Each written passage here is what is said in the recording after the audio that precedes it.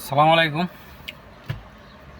বর্তমান সরকার যেগুলা বলতেছে আর করতেছে এগুলা আসলে মানুষের সাথে মানে সমঝোতার মাধ্যমে মানে করতেছে না এটি।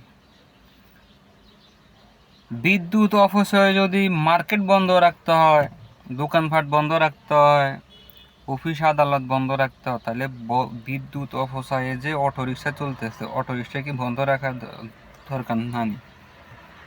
দরকার আছে কি না এখন? তাও আবার অবৈধভাবে চলে বেশিরভাগে।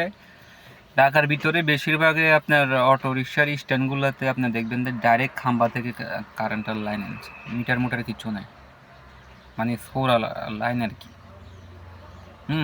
কিচ্ছু বলতেছে না এদেরকে। এরা যেমনে খুশি এমনি রাস্তায় চলতেছে, রাস্তার যানজট সৃষ্টি করতেছে, মানুষের জানমালের ক্ষতি করতেছে। ইউনূস সরকারে এগুলারে ওই যে সুদের টাকা দিয়ে রিক্সা দিচ্ছেন হামায়।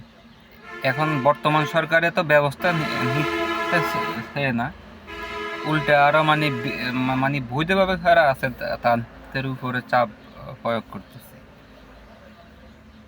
এই আর কি, মানে এই দেশে বৈধভাবে চলতে গেলে দোষ। হুম বৈধভাবে চলতে গেলে যত দোষ। ইউনূস সরকারের আমলে যে কাজটাগুলা হয়েছে দেশের মাঝে, বিশেষ করে অটো রিক্সা, এগুলোর দিকে একটু নজর দেন। গরিব অসহায় যারা আছে তাদেরকে শুধু চাল হাতে দেন। অটো রিক্সা তো এখানে ফ্যাশা হয়ে গেছে। এলাকার মধ্যে কোনো কামলা নাই, কিছু নাই, সবাই চাল হাতে আছে অটো। শুধু শুধু অটোই কিনে, কিস্তি তুললে অটো কিনে, কিস্তি তুললে অটো কিনে। আর ইয়ার পরে বিদ্যুৎ অপচয় তো চলতেই আছে। ওইদিকে কোনো সরকারের কিছু না। সরকারের শুধু ওই বৈধভাবে কারা চলতেছে ওই দিকে নজর।